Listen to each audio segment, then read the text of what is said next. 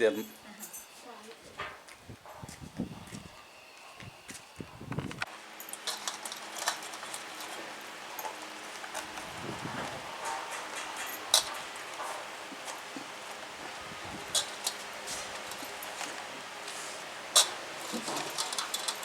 आजी तुम्ही कुठून आलात? पाचनेवरून. काय नाव तुमचं? सीताबाई अबू बर्मन. काय करता तुम्ही? असा भाजीपाल्याचा काही रानातून भाजी खुडून आणायची, ती वपायची राजुरा येऊन त्याचा बाजार करायचा नियाचा. केवढ्याला एक जोडी विकता तुम्ही? 10 रुपयाला. आतापर्यंत 10 रुपयालाच वपल्या. आतापर्यंत का? हा. मग तुम्हाला त्याचा फायदा होतो का तोटा होतो? फायदाही होतोय तोटाही होत आहे. आता जसा उपल तसा बाजार तर होत आहे. बाजार करून न्यायचा, रानातून खुडून आणायचा आणि इकडे वपायचा, बाजार करून न्यायचा. किती वर्षापासून तुम्ही करता? लय वर्ष झालं. मुलं बारीक बारीक होती, कशी तरी जगावली. मालक एका मुलीला 1.5 शिकवली. 3 वर्षाचा पदर खर्चना पोलिसाचा कोर्स शिकवला. पण मग मुला माया कशी ऐकत नाही म्हणून मै मुला एकही कामाला लागला नाही. एका मुलीला 15 शिकवले. तिचा यंदा लगीन झाला.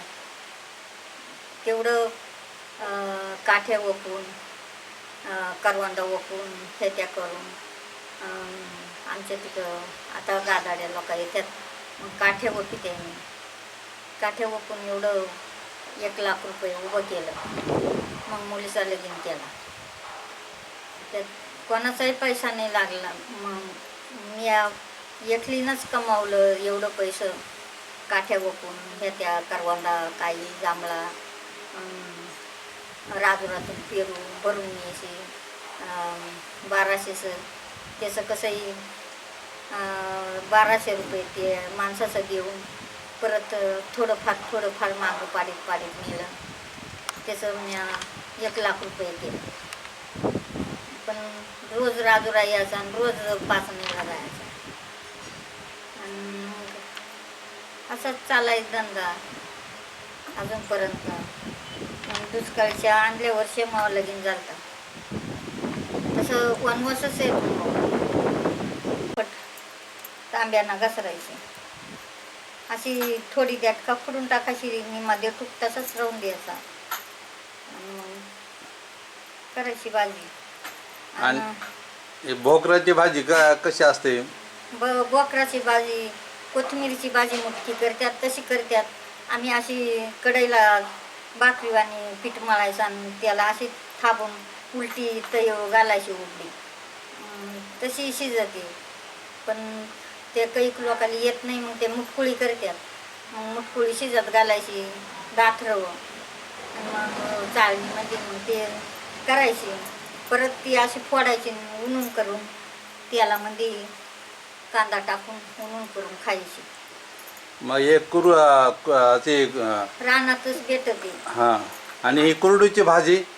कुरडूची भाजी शिजवायची, उमवायची, पिळून टाकायची. ती परत कांदा टाकायचा, कांदा तेल टाकायचं आणि खायची. ती मुतखड्याला चांगलं त्याची मुळी खायला लागते. मुतखड्याला मुळी खायला लागते. सगळा उपयोगी रानची वस्तू म्हणजे सगळा उपयोगी आहे. आणि आलवडीची भाजी, तेरेची भाजी, परत दापेची भाजी. हे फांद्याची भाजी म्हणजे काय असते? फांद्याची भाजी फांद्याची म्हणजे असा येर राहत आहे. त्याला त्या पानं लागत आहेत त्या फुडून आणायची आणि त्याची मुटकुळी करीत आहेत. अशी खांडून मुटकुळी करीत आहेत. त्याला का उमवावं लागतंय का? नाही, मग तसेच खांडायची, कापायची, मुटकुळी करायची डाळीच्या पिठामध्ये. आता हे जी कोंबड्याची भाजी आहे, आता कोंबडा म्हणजे काय? कोंबड्याच्या आकाराचा असा का तुरा राहतो का? कोंबडाच्या आकारावाने त्याचं असा निघतानाच असा नखुरदार येतोय. म्हणजे असे फाकड्या येतात त्याला. आणि असं त्याचं खाण्यामध्ये तरी थोडा वास येतोय, म्हणून त्याला कोंबड्याची भाजी म्हणते. मग ती बनवताना कशी बनवायची? बनवताना शिजात घालायची, येळून टाकायची, हरभऱ्याची डाळी त्यातच टाकायची, पण येळून टाकायची, मूग घ्यायची, येळून टाकायची, तेल टाकून कांदा टाकून मस्त होते. कोरडी करायची तोंडी लावायला. हां. आणि ही चाईची भाजी काय असते? चाईची भाजी चाईची भाजी देठ येते, असा येड येतोय, त्याला चाईची भाजी म्हणते. ते देठ खुडून आणायचं, अशा जुड्या बांधायच्या, ते वापायच्या.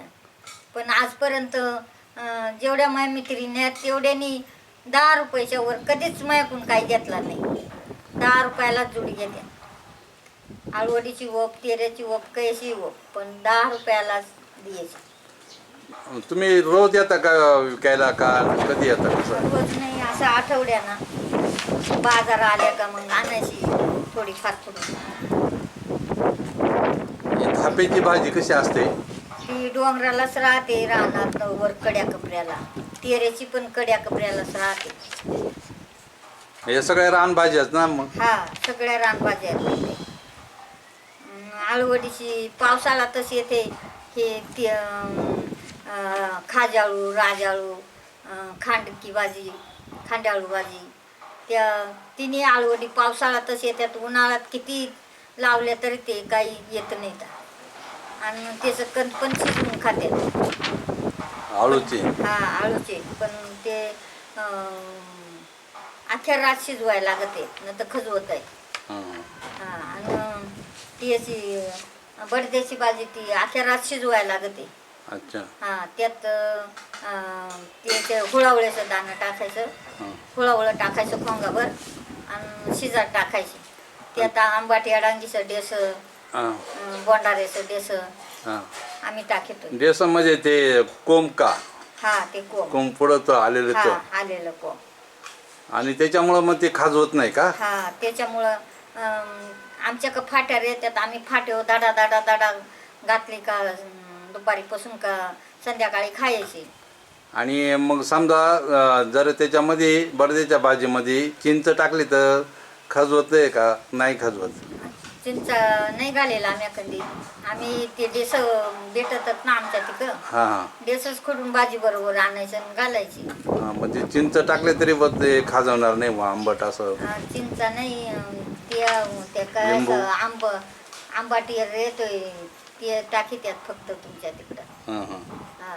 आणि हे पाचट कांदा काय असतो? म्हणजे नदीच्या कडाला ते वाढलेला असतो तो का? नाही, मग रानात असा बोटावानी डवळा कांदा येतोय त्याला खाली, आणि तो नाही ओळखू या. ते पासून कांदा लई येतं, ते ज्याला माहिती आहे तेच खाते, न तर कोणी खाऊन दुसरं खाऊन मरून जातील.